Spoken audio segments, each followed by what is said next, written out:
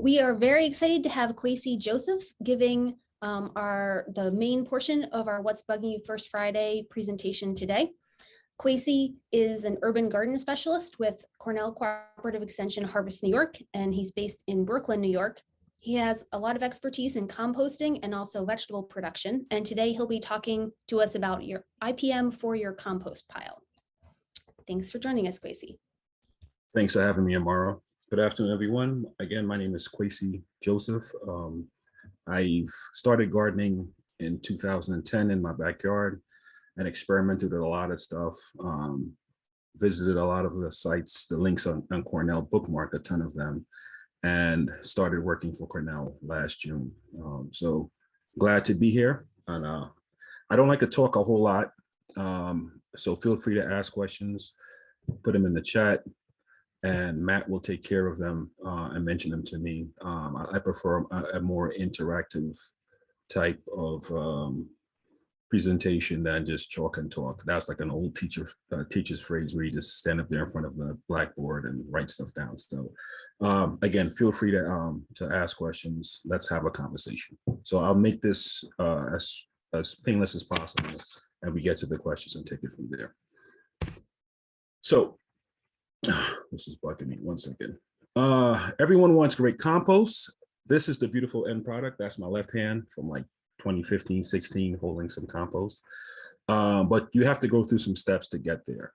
And one of the main things in the compost pile is you want to be able to keep the critters out and allow the good stuff in. So I'm going to go over some of the things you should expect to see in your compost pile.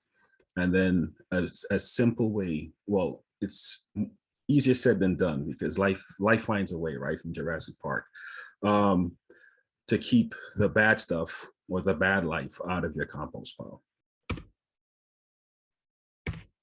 Okay, pardon me. Okay, so sorry.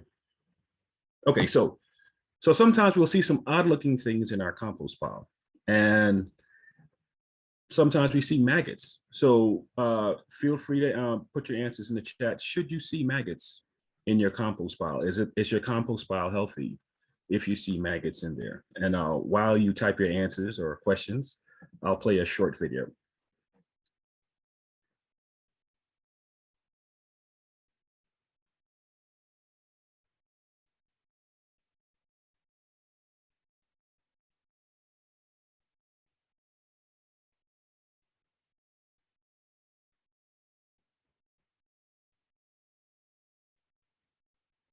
Yes, me in the background. Okay, so bunch of maggots moving around the compost pile. Is this a healthy pile or not? What do folks have to say? Okay, see yes, no, no. And I saw someone with the soldier fly. So yes, this is soldier fly larvae. And you should expect this in your pile. So there's nothing wrong with having them in. Okay, I'll get to that. I will touch on that. Don't know. Good answer. Pardon me, I'm having some issues with this. So, should spiders be in your compost pile, right? Well, I should have a part of your compost pile. Pardon me about that. So, wolf spiders are very commonplace in Brooklyn, New York. They're the main predator in the compost pile, and you do not want them. You do not want to bother them, but they are fine in the compost pile. Now, I wear a size 13 shoe. So this is a rat that I killed when I was composting in Brooklyn. And so that's for scale. So it's a pretty large rat. And the rodents are your number one pest in the compost pile. They're very smart. In this pile, we had a wire mesh, and we had mesh covering the entire compost bin, but yet they would find a way to crawl and get in. So they're very resourceful. If you use hardware cloth with at max a half-inch mesh, you can generally keep the rodents out. anything larger than a 1/2 inch mesh, and the mice will be able to pass through.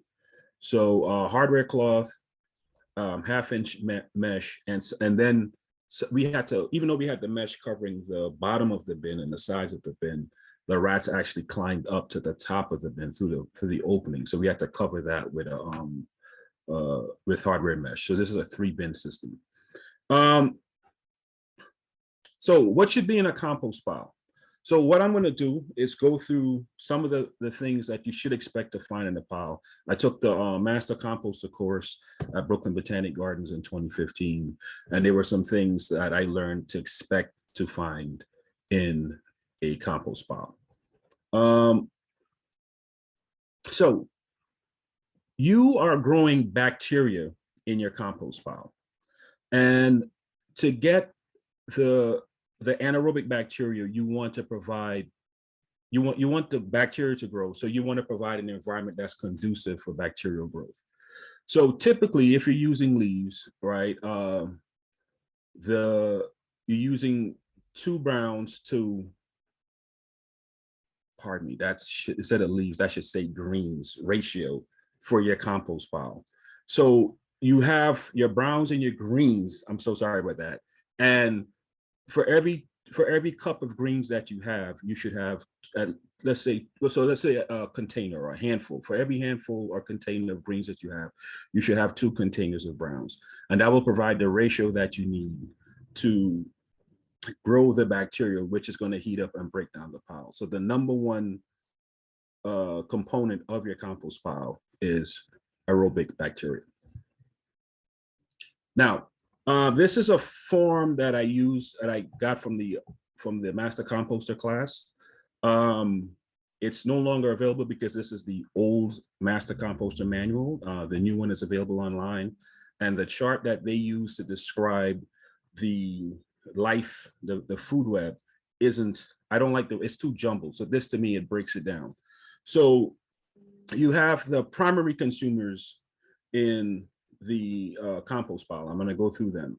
You have the woodlouse. People sometimes, they're called sometimes called roly-polies, and I've seen products in the big box stores where people kill, like they purchase products to kill the woodlouse.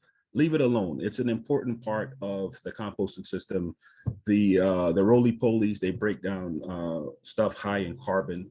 And then sometimes you see larvae. So like you have the grub for the June bug or the June beetle, and it's quite huge and it looks scary. Like, what is it doing there? It's perfectly okay. The short video that I showed you was of the black soldier fly. And so it doesn't have a mouth. It lays its eggs in there, and those maggots you saw moving around in the video, they're from the black soldier fly, so they're perfectly fine. Also, you will see slugs and snails. They love the carbon, the browns in the compost pile. Leave them alone. No need to put Sluggo or any type of snail killer. That's where you want them to be in your garden. So I use Sluggo Plus to get rid of slugs and snails, and cutworms. The plus is for the cutworms because I don't want them eating my seedlings, but I do not use it around the compost pile. I've never seen a beetle mite. Well, actually, if you do indoor composting, if you do vermicomposting with worms, sometimes you may see beetle mites because they can really reproduce, and you see them a lot in the pile. Now, you also have millipedes, earthworms, which you definitely want to see in your compost pile, but not at the very beginning, because when the pile heats up, the worms move away from the heat. And the primary, so it's bacteria, fungi, and then earthworms. Those are the 3 major decomposers in terms of quantity in your compost pile. Your secondary consumers are the macroorganisms that feed on the primary consumers. So you have mold mites, springtails, featherwing beetles, nematodes, and protozoa. Now, nematodes are very interesting because in the garden, you have beneficial nematodes that you can use to get rid of the grubs of the pests. So I've actually used nematodes to get rid of the cucumber beetle grub, the the cucumber beetle decimated my cucumbers, but I wasn't growing any. And I purchased some nematodes and sprayed them in the ground in the spring, and they got rid of the cucumber beetle. So nematodes are naturally occurring. They should be in your compost pile. They're very small. They can't be seen by the naked eye. I mean, unless you have extraordinary vision. And then the tertiary consumers, you have spiders and centipedes. Now you have other stuff, but I'm going to focus on those two, because you want to leave them alone. In Brooklyn, you'll typically find the wolf spider in the compost pile, and I leave it alone. I'm not a fan of spiders. I understand their importance. They creep me out. I'm being blatantly honest. And the wolf spider just looks very muscular, and it's thick, and it moves very fast, but it won't bother you. So, you know, it's just doing its job in the compost pile. The centipede also, they're very commonplace. And if you mess with them, then, you know, they can do some damage. So spiders and the centipedes, let's leave them alone. They're supposed to be there. It's nothing to kill. The ground beetles are beneficial. You want them in your compost, and you also want them in your garden. And there's a way to attract ground beetles to your garden. Some gardens have beetle banks where they grow native grasses, and they have like a mound and compost and soil to attract the ground beetles. So you want ground beetles in your garden and in your compost. They do a very good job of eating weed seeds. They reduce weed seeds by about 30% in the garden. So that's a great way of getting rid of weed seeds. And they also eat the grubs of the pests. So you want to attract ground beetles. And this is a photo of the green June bug, or the June bug larvae. So it's very huge, it's creepy. It looks like something from a movie or something like that, like some alien creature, but the June bug is like almost like a tiny helicopter flying around your head. It's huge, it's noisy, but it's harmless, and it's an important part of the decomposition process. So most of the stuff that you saw listed before, they are the physical decomposers, and the bacteria and the fungi and stuff like that, they're the chemical decomposers in the compost pile. Again, the main thing is you want to keep the rodents out. So you don't want to add like sugar. You don't want to add meat. You don't want to add dairy, oil. You can if you know what you're doing, you can compost meat. The compost pile, if you know how hot the compost pile gets, what are the hot spots within the pile, and you're very comfortable composting, yes, you can put your food scraps in. I'm not saying not to do it, but if you're not comfortable with composting, or you live in an area with a very intense rat infestation, then it's not recommended to do so. I didn't cover indoor composting or vermicomposting, worm composting, but if you are doing worm composting, then sometimes what can happen is the amount of moisture in your worm bin can increase, or the acidity also, and you can attract the mites. So you can put slices of bread to get rid of them, and stop watering the pile, and add more browns to decrease the temperature in the pile. Again, I don't want this to be a one-sided thing. Just me yapping here. Please, any questions, feel free, let's converse. Yeah, so there is a question in the chat about, can you describe some examples of what are browns versus greens? Yes, okay, so browns are items that are high in carbon. So browns are usually very dry, and they don't have an odor. So cardboard, leaves. Be careful, please be careful with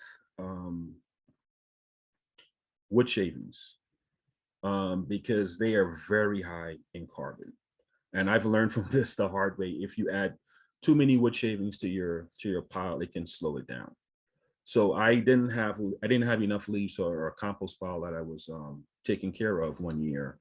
And to decrease the smell, or just the sight of the greens, all the nitrogen rich, smelly, wet stuff, I put a lot of sawdust and stuff. And when I came back in the spring, and I thoroughly mixed it, did my stuff. When I came back in the spring, I was able to identify vegetables. So it slowed down the pile that much. Where I mean, it still got heat, and a lot of it was usable, but it can slow down the pile. So nitrogen, chicken poop is perfect. To me, chicken poop is more valuable than the chicken or the eggs, because to me, that's the real black gold.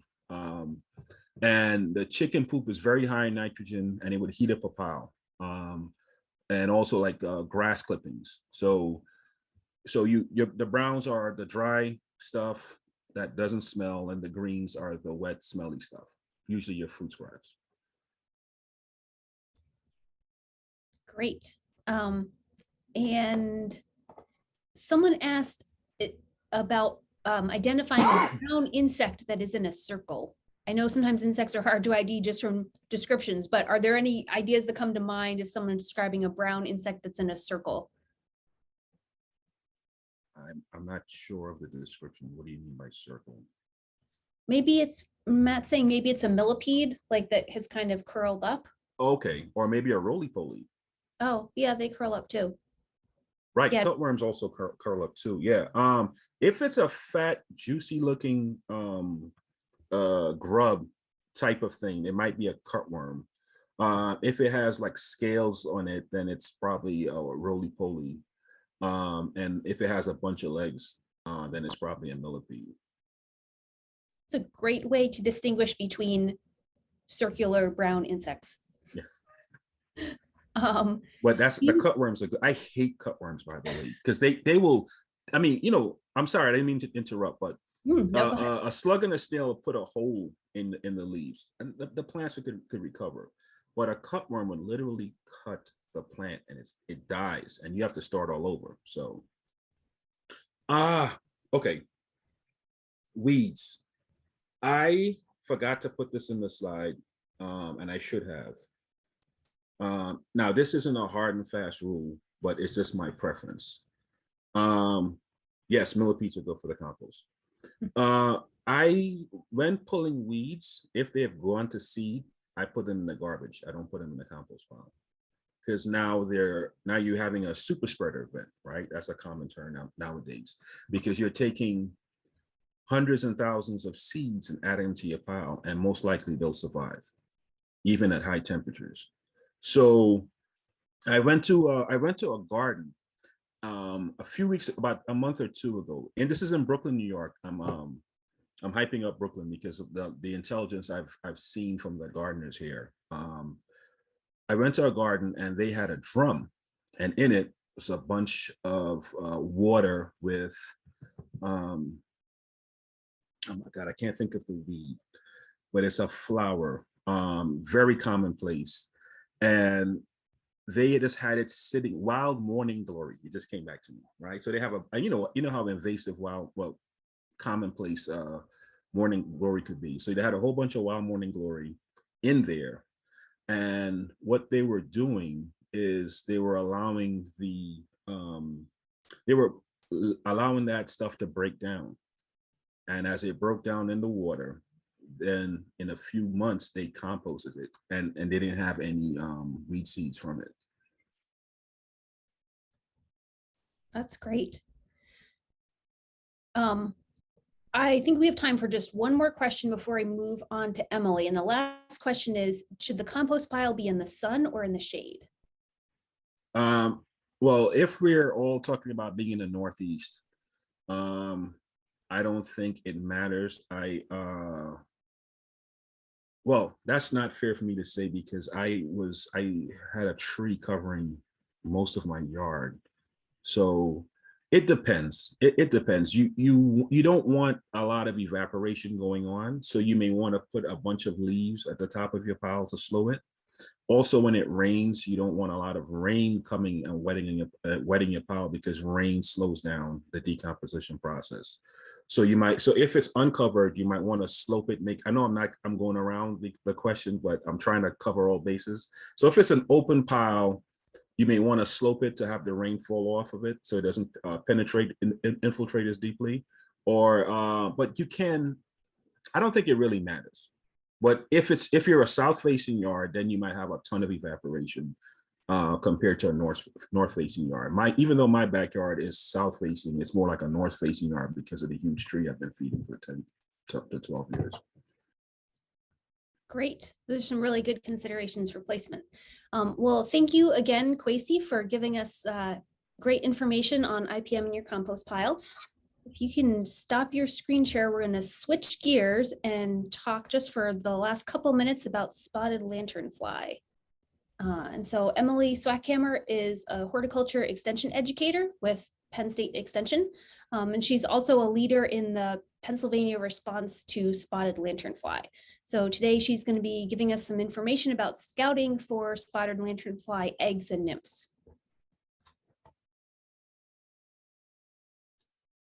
Well, thank you. Thanks for this opportunity to talk about the spotted lanternfly and specifically about things that you can do right now in the spring. So the spotted lanternfly is an invasive insect. Its Latin name is Lycorma delicatula, but we often abbreviate it SLF. It's a plant hopper that's native to Asia. We know that it can kill grapevines and that it also causes stress to trees. So we're still learning about how spotted lanternfly populations affect plants, but we are very concerned about it. And people are trying to stop the spread. It was first discovered in Pennsylvania in 2014, and since then it has spread to 11 states. This is the map from the New York State IPM program, and that is the best place to look for the most recent information about spotted lanternfly. So keep checking, this will continue to change. Spotted lanternfly has a broad host range. That means that it feeds on many, many plants. It seems to be able to feed on just about any plant if it needs a meal. But it definitely has some preferred hosts. So Ailanthus altissima, the tree of heaven, is its most preferred host. And that is one that you probably want to learn to identify if you're going to be scouting for spotted lanternfly. That is a plant to be watching.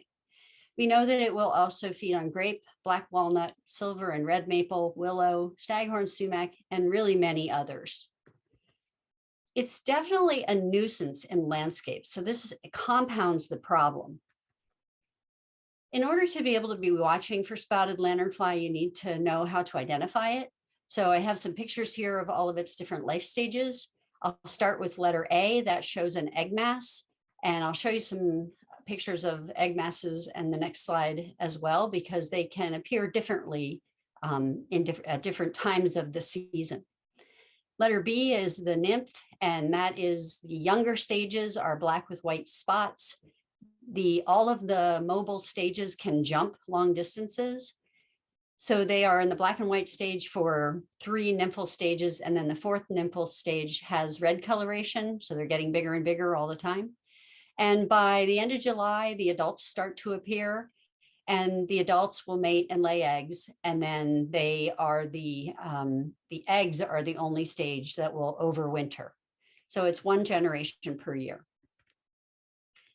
It's important to be able to identify the egg masses, and I have pictures here showing how they vary in color and the degree of the protective covering that the female puts over the eggs. So she'll lay her eggs in rows, and then she covers them with the secretion from her body that provides some protection. The first picture shows a completely uncovered egg mass. We don't know why this happens. Maybe that female got disturbed. We don't know why. Those eggs can still be viable, so it doesn't mean they won't make it through the winter. They can. The next picture shows a partially covered egg mass.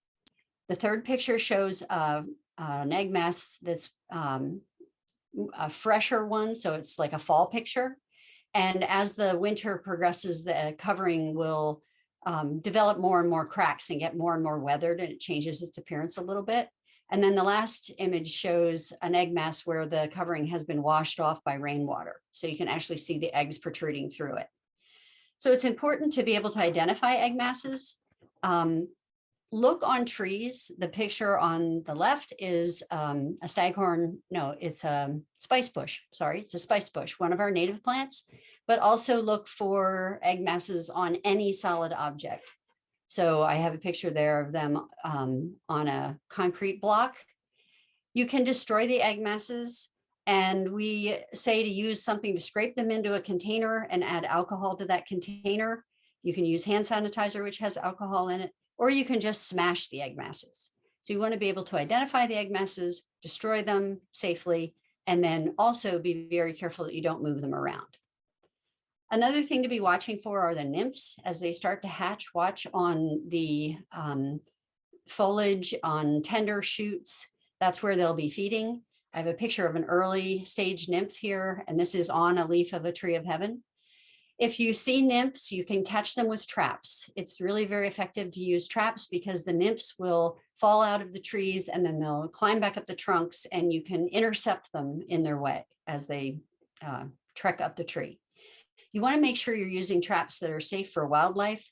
So this is a picture of one of our homemade circle traps, and we have an article on our Penn State website that can give you directions for how to do that. They're also available through a couple commercial sources. So however you're trapping them, make sure you're protecting wildlife and beneficial insects. So another thing to keep in mind is if you find them, please report your discovery. And you can do that on some of the websites. For more information, we have our Penn State website and the New York State IPM program website shown there. But if you're in a different location, report them to the authorities where you live. So I can take some questions now. Thanks so much, Emily. We are at the end of our time. If we sent you, I guess we do have one quick question in the chat. Could you give us the rough dimensions of an egg mass? Yeah, they're about an inch long, but it can vary. Okay, so you're looking for something about an inch long. I added the link for building a trap into the chat, and we'll make sure that we post these links on Emily's last slide with the other information we post with the YouTube recording. So I want to thank our speakers again today. Kwesi and Emily gave us some great information and some things that we can go home and implement today, this weekend, in fact. We will be posting a recording of this presentation on YouTube as soon as we get the captions corrected. And don't forget, as you're thinking about what you learned today, take some pictures of how you're implementing this IPM, submit them through our photo contest link that Matt has posted in the chat, and you too could win some fabulous IPM prizes. So our next event is on June 3rd, and we'll be talking about the ways that weather can affect your gardening and also some lawn mowing matters. So please join us again in June. Thanks for all our attendees for being here, and thank you for our speakers. Have a great day.